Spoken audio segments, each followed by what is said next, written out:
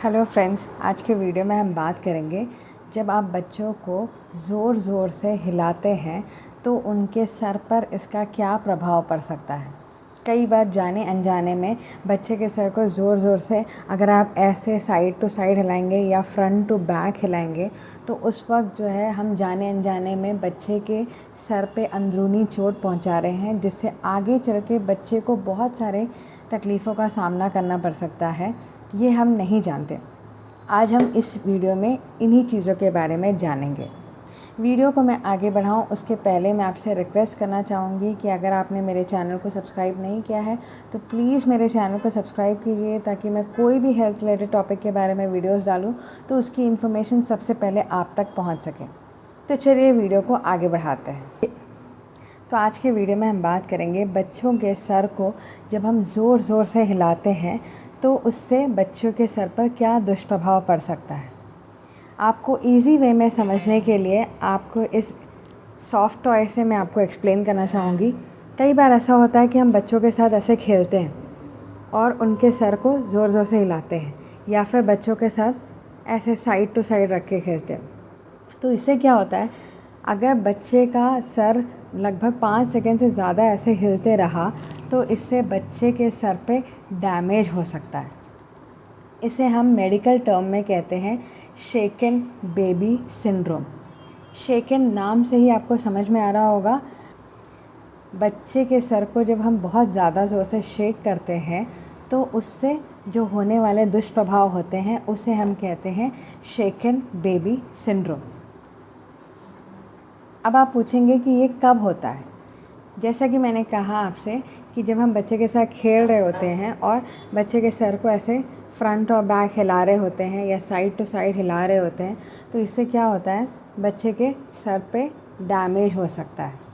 ये आम तौर पर कब होता है, जब कई बार या तो हम खेल रहे हैं तब होता है, या फिर बच्चा बहुत देर तक रो रहा होता है तो हम फ्रस्ट्रेशन या अपने गुस्से में बच्चे को बहुत ज़ोर ज़ोर से ऐसे हिलाते हैं, और ऐसे करते वक्त हम ये भूल जाते हैं, हमारे ये समझ से बाहर हो जाता है कि हम जाने अनजाने में बच्चे के सर को चोट पहुंचा रहे हैं।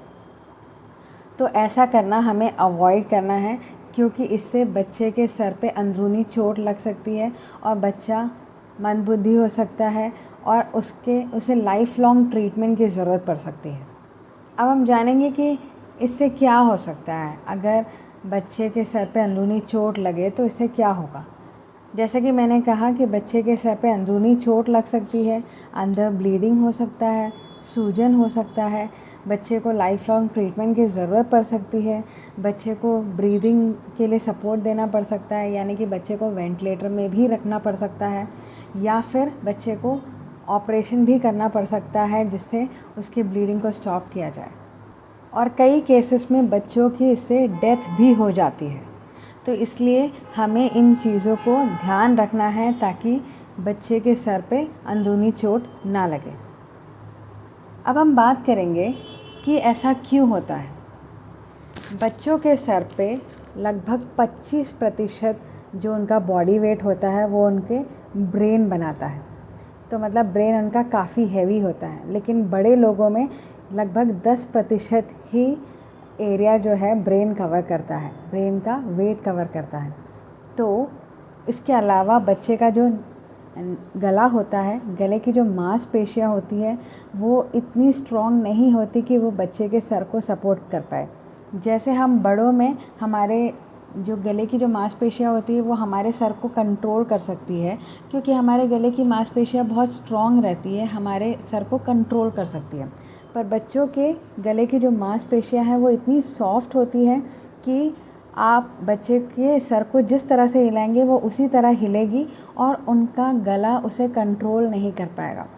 और कंट्रोल ना कर पाने की वजह से अंदर में ब्रेन में कंटिन्यूस शेक होने की वजह से ब्लड वेसल्स जो है, यानी कि रक्त धमनियाँ, वो डैमेज हो सकती हैं। तो इसलिए आपको बच्चे को ऐसे ज़ोर ज़ोर से हिलाने से बचना है।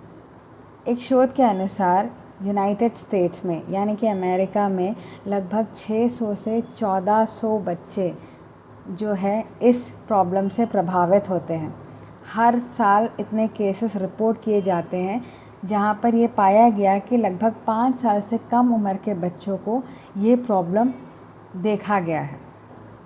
तो अगर हमने इसके बारे में ज़्यादा अवेयरनेस नहीं दिया तो हम जाने अनजाने में अपने बच्चे को चोट पहुँचाएंगे, जिसके बारे में हमें पता भी नहीं होगा। इंडिया में इसके केसेस बहुत ज़्यादा रिपोर्ट नहीं किए गए हैं, इसलिए इसके बारे में ज़्यादा स्टडी नहीं हुई है। लेकिन फिर भी मैं आपको एक स्टोरी यहाँ पर शेयर करना चाहूँगी, जो बैंगलोर की एक फैमिली की एक स्टोरी है, जहाँ पर वो अपने बच्चों को बेबी सीटर के पास छोड़कर गए थे। वापस आने के बाद उन्होंने देखा कि बच्चा जो है अनकॉन्शियस है। बेबी सीटर से पूछा तो उसने बोला कि बच्चे को झटके आ रहे थे और उसके बाद 2 घंटे से बच्चा ऐसे ही है और बेबी सीटर डर के मारे पेरेंट्स को रिपोर्ट नहीं करती है। जब बच्चे को हॉस्पिटल लेकर जाया जाता है तो उसका सीटी स्कैन लिया जाता है और ये पता चलता है कि बच्चे के सर पे सूजन हो गया है, अंदर ब्लीडिंग हो गया है और वो चोट लगने की वजह से हुआ है। डॉक्टर ने ये सस्पेक्ट किया कि ये शेकन बेबी सिंड्रोम के ही लक्षण हैं। तो इसलिए उन्होंने पेरेंट्स को बोला कि आप इसके अगेंस्ट में केस कंप्लेन कीजिए, पर क्योंकि पेरेंट्स इस बात को मानने के लिए रेडी नहीं थे कि ऐसा भी हो सकता है, इसलिए उन्होंने बेबी सीटर के अगेंस्ट में कोई कंप्लेन नहीं किया। लेकिन क्योंकि डॉक्टर की ये रिस्पॉन्सिबिलिटी थी, इसलिए उन्होंने पेरेंट्स को ये एक्सप्लेन किया और बताया कि शेकन बेबी सिंड्रोम क्या होता है। क्योंकि हमारे यहाँ इतना अवेयरनेस नहीं है, इसके बारे में इतनी ज़्यादा जानकारी नहीं है, इसलिए हम इसके बारे में इतना समझ नहीं पाते। पर आपको ये जानना बहुत ज़्यादा ज़रूरी है कि शेकन बेबी सिंड्रोम क्या होता है और बच्चे के सर को ऐसे ज़ोर ज़ोर से हम हिलाएंगे तो जाने अनजाने में हम बच्चे के साथ क्या गलत कर बैठ रहे हैं।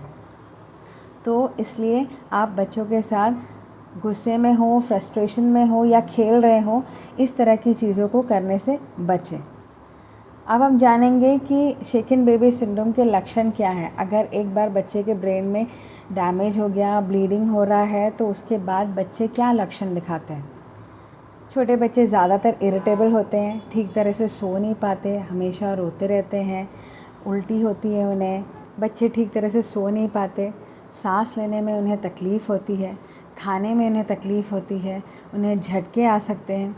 तो ये सारे प्रॉब्लम हैं जो शेकन बेबी सिंड्रोम के लक्षण हैं। अगर आपके बच्चे के साथ ऐसा हो रहा है तो तुरंत उसे डॉक्टर के पास लेकर जाएं। इसका उपचार उस पर निर्भर करता है कि बच्चे को किस प्रकार का कॉम्प्लिकेशन है। कई बार बच्चे को वेंटिलेटर में भी डाला जाता है, बच्चे को सर्जरी भी किया जाता है ताकि उसके ब्लीडिंग को स्टॉप किया जा सके और बच्चे की कंडीशन को इम्प्रूव किया जा सके। पर ये पूरी तरह उस पर निर्भर करता है कि बच्चे का कंडीशन क्या है, बच्चा क्या लक्षण दिखा रहा है, उसके अनुसार ही उपचार होता है। तो फ्रेंड्स, मैं आशा करती हूँ कि आपको ये समझ में आया होगा कि शेकन बेबी सिंड्रोम क्या है और कैसे हमें अपने आप को बचाना है ताकि हम बच्चों के साथ इस तरह से खेलने से बचें। अगर आपको मेरा ये वीडियो अच्छा लगा तो प्लीज़ इसे लाइक और सब्सक्राइब करना ना भूलें और इसे और लोगों के साथ भी शेयर करें ताकि उन्हें भी पता चले कि शेकन बेबी सिंड्रोम क्या है। आप मेरे कमेंट सेक्शन पर शेयर कर सकते हैं अगर शेकन बेबी सिंड्रोम के बारे में कोई और इन्फॉर्मेशन आपको मिलती है या कोई और जानकारी आप जानते हैं या कहीं न्यूज़ में उसके बारे में पढ़ा होगा, ताकि मेरे व्यूवर्स को इसके बारे में और भी इन्फॉर्मेशन मिल सके। तो मिलेंगे हम नेक्स्ट वीडियो में कुछ और नई जानकारी के साथ। तब तक के लिए बाय बाय।